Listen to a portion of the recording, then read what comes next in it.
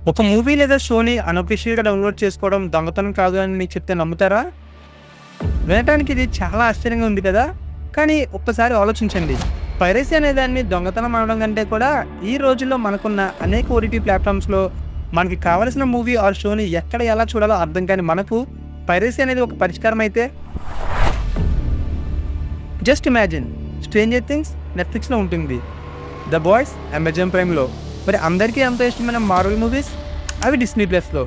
ఇంకా ట్రెండింగ్‌లో ఉన్న వెబ్ సిరీస్ లైక్ 'ఏలియనెట్' and 'The Last of Us' అవి హుల్లు లేదా మ్యాక్స్ లాంటి ప్లాట్‌ఫామ్స్‌లో ఉంటాయి. ఇంకా కొన్ని పాపులర్ మూవీస్ ఆర్ షోస్ అయితే మన ఇండియాలో లీగల్‌గా కూడా అందుబాటులో లేవు. ఇప్పుడు ఒక్కసారి ఊహించుకోండి, మీ ఫ్యామిలీలో అందరికీ నచ్చిన షోస్ ఆర్ మూవీస్ చూడాలంటే మీరు 6 నుండి 7 సబ్స్క్రిప్షన్స్ తీసుకోవాలి. ఒక మధ్యతరగతి ఇండియన్ ఫ్యామిలీకి ఇది చాలా ఖరీదైనది. అలాగే అన్ని సబ్స్క్రిప్షన్స్ తీసుకోవడం అనేది ఒక మిడిల్ క్లాస్ పర్సన్‌కి ఇంపాసిబుల్ కూడా. మనం కొనలేని లేదా చూడలేని దాన్ని డౌన్లోడ్ చేసుకోవడం నిజంగా క్రైమ్ అవుతుందా?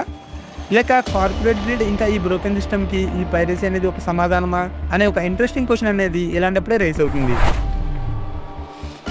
ఇక్కడ ఇంకొక ఆసక్తికరమైన విషయం ఏంటంటే, ప్రపంచవ్యాప్తంగా సినిమా ఇంకా టీవీ ఇండస్ట్రీకి ఈ పైరసీ వల్ల ప్రతి ఏటా $40 బిలియన్ నష్టం వస్తుంది. అవెంజర్స్ ఎండ్ గేమ్ మూవీ వచ్చినప్పుడు డిస్నీ తమకు ఈ పైరసీ కారణంగా కొన్ని $1 బిలియన్ నష్టం వచ్చిందని చెప్పింది. కానీ ఇక్కడే ఇంకొక ట్విస్ట్ కూడా ఉంది. 'గేమ్ ఆఫ్ థ్రోన్స్' షో అనేది చరిత్రలోనే అత్యధికంగా పైరసీకి గురైంది. 2013లో టైమ్ వార్నర్ సీఈఓ అయిన జెఫ్ బెజోస్ ఏం చెప్పారంటే, ఈ షో పైరసీ అవ్వడం వల్ల వర్డ్ ఆఫ్ మౌత్ పెరిగి ఈ షోని చూడడానికి చాలా మంది సబ్స్క్రిప్షన్ తీసుకున్నారని, దానివల్ల హెచ్‌బీఓకి భారీగా లాభాలు కూడా వచ్చాయని చెప్పుకొచ్చారు. అంతేకాదు, గేమింగ్‌లో కూడా 'ద విచెర్ 3' ఇంకా 'మైన్‌క్రాఫ్ట్' లాంటి గేమ్స్‌కు పైరేటెడ్ వెర్షన్లు వైరల్ అయిన తర్వాతే లీగల్ సేల్స్ విపరీతంగా పెరిగాయి. సో పైరసీ ఈ ఇండస్ట్రీలను నాశనం చేస్తుందా? లేదా చాలా ఖరీదైన అలాగే చెల్లాచెదురుకున్న సిస్టమ్‌ని ఎక్స్‌పోజ్ చేస్తుందా? Chapter 1 piracy is not a theft. Piracy అనేది దొంగతనం కాదు. దీనికి ఒక చిన్న ఎగ్జాంపుల్ చెప్తాను. ఇప్పుడు ఒక బైక్ లేదా ఫోన్ లాంటి ఫిజికల్ వస్తువు దొంగతనానికి గురైనప్పుడు ఓనర్ దాన్ని శాశ్వతంగా కోల్పోతాడు. కానీ డిజిటల్ కంటెంట్ అలా కాదు. దానిని అన్లిమిటెడ్ టైమ్స్ కాపీ చేసుకోవచ్చు. ఒరిజినల్ మాత్రం ఎక్కడికి పోదు. నిజానికి అక్కడ తీసుకునేది కేవలం యాక్సెస్ మాత్రమే, ఓనర్షిప్ కాదు. అందుకే చాలా మంది పైరసీని దొంగతనంలో చూడకుండా ఒక మోరల్ గ్రే జోన్‌లో చూస్తారు. ఒక దానిని అన్లిమిటెడ్ టైమ్స్ కాపీ చేయగలిగినప్పుడు దాన్ని శాశ్వతంగా పోయే వస్తువులా చూడడం సరైనదేనా అనే ఒక క్వశ్చన్ ఇక్కడ రైజ్ అవుతుంది. ఇక్కడ మనకు రైజ్ అయ్యే ఇంకో క్వశ్చన్ ఏంటంటే, అసలు ఇంతమంది పైరసీ ఎందుకు చేస్తున్నారు? Chapter 2 corporate greed versus middle class dilemma. Streaming అనేది మనకు నచ్చిన షోని నచ్చినప్పుడు చూసే స్వేచ్ఛ ఇస్తుందని చెప్పారు. కానీ ఇప్పుడు అది చాలా పేవర్స్తో కూడిన ఒక చిక్కుముడిలా అనిపిస్తుంది. 'ట్రిపుల్ ఆర్' ఇంకా 'పుష్ప' లాంటి తెలుగు బ్లాక్ బస్టర్స్ నెట్‌ఫ్లిక్స్ ఇంకా అమెజాన్ ప్రైమ్‌లో ఉంటాయి. 'హనుమాన్' ఇంకా 'కల్కి' అవి జీ5 ఇంకా ప్రైమ్‌లో. 'బాహుబలి' ఇంకా 'అర్జున్ రెడ్డి' అయితే డిస్నీ ప్లస్‌లో. ఇప్పుడు వాటి కాస్ట్ గురించి చూద్దాం. Netflix premium $649, Amazon Prime $299, Disney plus $299, Zee5 $199, Sony Liv $150, Crunchyroll $79. అంటే నెలకు మొత్తం $1,675, సంవత్సరానికి దాదాపు $20,000. ఇది కేవలం మీరు చూడాలనుకునే వాటిని చూడడానికి మాత్రమే. ఎలక్ట్రిసిటీ అండ్ కేబుల్ బిల్స్, పిల్లల స్కూల్ ఫీజులు ఇంకా నిత్యావసరాలు వంటి వాటిని బ్యాలెన్స్ చేసుకోవడానికి కష్టపడే ఒక మిడిల్ క్లాస్ ఫ్యామిలీకి ఇది చాలా ఎక్కువ. పెద్ద పెద్ద కార్పొరేట్ కంపెనీస్కి రికార్డ్ స్థాయిలో లాభాలు వచ్చినా కూడా ధరలు పెంచుతూ ఉండడం వల్ల చాలామంది పైరసీ చేయడం అనే దాన్ని క్రైమ్లా కాకుండా సెల్ఫ్ డిఫెన్స్లా చూస్తున్నారు. కానీ ఇక్కడ మనం ఇంకొక ముఖ్యమైన విషయం ఆలోచించాలి. అదేంటంటే, ఈ కంటెంట్ని క్రియేట్ చేసిన వారిపై దీని ప్రభావం ఎలా ఉంటుంది? Chapter 3 effect on creators. Marvel లేదా వార్నర్ బ్రదర్స్ లాంటి పెద్ద పెద్ద స్టూడియోస్కి ఈ పైరసీ ఒక చిన్న దెబ్బ మాత్రమే. కానీ చిన్న సినిమాల సంగతి ఏంటి? వాళ్ళకి ఇది చాలా పెద్ద దెబ్బ. సినిమా బండి లాంటి ఇండిపెండెంట్ సినిమాలు లీక్స్ వల్ల నష్టపోయాయి. అవి జనాలకు తెలియకముందే హెచ్డీ కాపీస్ లీక్ అయ్యాయి. కానీ పైరసీ అనేది ప్రతిసారి విలం కాదు. 'అర్జున్ రెడ్డి' ఇంకా 'కాంతార' లాంటి సినిమాల యొక్క పైరేటెడ్ క్లిప్స్ విపరీతంగా వైరల్ అయ్యాయి. దానివల్ల వాటికి మంచి హైప్ కూడా వచ్చింది. కొందరు క్రియేటర్స్ పైరసీ వల్ల గుర్తింపు పొందుతున్నారు, మరి కొంతమంది ఆదాయం కోల్పోతున్నారు. దీనిని మనం సింపుల్గా కాయిన్కి ఉండే బ్లాక్ అండ్ వైట్ షేడ్స్ అని చెప్పలేం. ఇది ఒక మెస్సీ డబుల్ ఎడ్జెడ్ రియాలిటీ.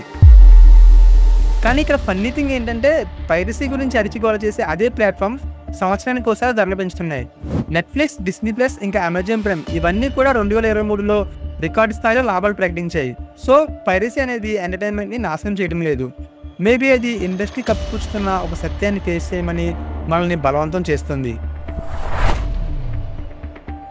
ఒకసారి ఆలోచించండి, మీకు ఇష్టమైన షోస్ వేరు వేరు ప్లాట్ఫామ్స్లో ఉన్నాయని మీరు వాటిని చూడడం మానేశారా?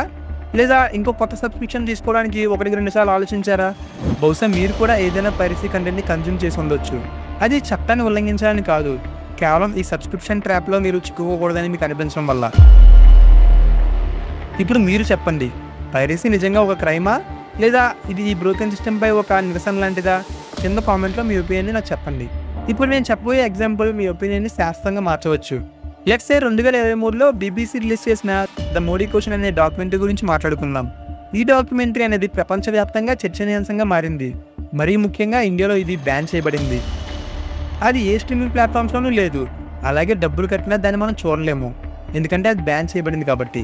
అసలు ప్రపంచం మొత్తం ఆ డాక్యుమెంటరీ గురించి ఎందుకు మాట్లాడుతుంది? ఎందుకని ఆ డాక్యుమెంటరీ అనేది మన దేశం మనకి చూపించడం లేదు అని మనకు ఖచ్చితంగా అనిపిస్తుంది కదా. అలాగే దాని గురించి తెలుసుకునే క్యూరియాసిటీ కూడా మనలో బిల్డ్ అవుతుంది. చట్టపరమైన మార్గాలన్నీ మూసిపోయినప్పుడు మనకి పైరసీ అనేది ఒకే ఒక్క దారిలో కనిపిస్తుంది. ఇది చట్టాన్ని ఉల్లంఘించాలని కాదు, అందులో ఏముందో తెలుసుకోవాలనే మన కోరికను తీర్చుకోవడానికి. అసలు ఏంటి ఈ డాక్యుమెంటరీ? BBC తీసిన ఈ డాక్యుమెంటరీని ఇండియన్ గవర్నమెంట్ బ్యాన్ చేసేంతలా అందులో ఏముంది అని మీకు తెలుసుకోవాలంటే కింద కామెంట్లో నాకు తెలియచేయండి. తప్పకుండా ఆ టాపిక్పై వీడియో చేస్తాను. ఇంకా టాపిక్లోకి వెళ్ళిపోతే, ఇది కేవలం సినిమాల గురించో లేదా షోల గురించో కాదు. ఇది ఇన్ఫర్మేషన్, అలాగే ఆర్ట్ అండ్ నాలెడ్జ్లను పొందే యాక్సెస్ గురించి. మరీ ముఖ్యంగా మనల్ని మనం ఎలా చూసుకుంటున్నామో, అలాగే ఈ ప్రపంచాన్ని మనం ఎలా చూస్తున్నామో అన్న దాని గురించి. సో పైరసీ నిజంగా ఒక క్రైమ్ అవుతుందా, లేదా ఇది బ్రోకెన్ సిస్టమ్ యొక్క లక్షణమా? ఇక్కడ ఆర్ట్ అండ్ నాలెడ్జ్ అనేవి ప్రైస్ ట్యాగ్లు, రిలీజియన్ లాక్స్, ఇంకా సబ్స్క్రిప్షన్స్ లాంటి గోడల వెనుక బంధించబడ్డాయి. మనం ఒకే ఒక క్లిక్తో ప్రపంచవ్యాప్తంగా ఏం జరుగుతుందో తెలుసుకోగలిగే ప్రపంచంలో ఉన్నాం. కానీ రూల్స్ అండ్ గ్రీడ్ వంటివి చాలాసార్లు ఈ ఆర్ట్ అండ్ నాలెడ్జ్లకు మనల్ని దూరం చేస్తున్నాయి. సో మీరేమనుకుంటున్నారు? పైరసీ దొంగతనమా, లేక తిరుగుబాట? అది తప్ప, లేక ఈ బ్రోకెన్ సిస్టమ్కు ఒక సమాధానమా? మీ ఆలోచనలు కింద కామెంట్లో పంచుకోండి. What if the real crime is in piracy but a world that forces it to exist? ఇక్కడి వరకు మీరు ఈ వీడియోని చూశారు అంటే ఈ వీడియో ఎంతో కొంత మీకు నచ్చే ఉంటుందని నేను అనుకుంటున్నాను. ఒకవేళ ఈ వీడియో మీకు నచ్చినట్లయితే వీడియోని లైక్ చేసి హై బటన్ని క్లిక్ చేయండి. ఇలాంటి మరిన్ని ఆసక్తికర విషయాలు తెలుసుకోవడం కోసం ఛానల్ని సబ్స్క్రైబ్ చేసుకోండి. నెక్స్ట్ టైం మరో వీడియోతో మళ్ళీ కలుద్దాం. అంతవరకు సెలవు. Stay curious, stay inspired. Signing off మీ సూర్య.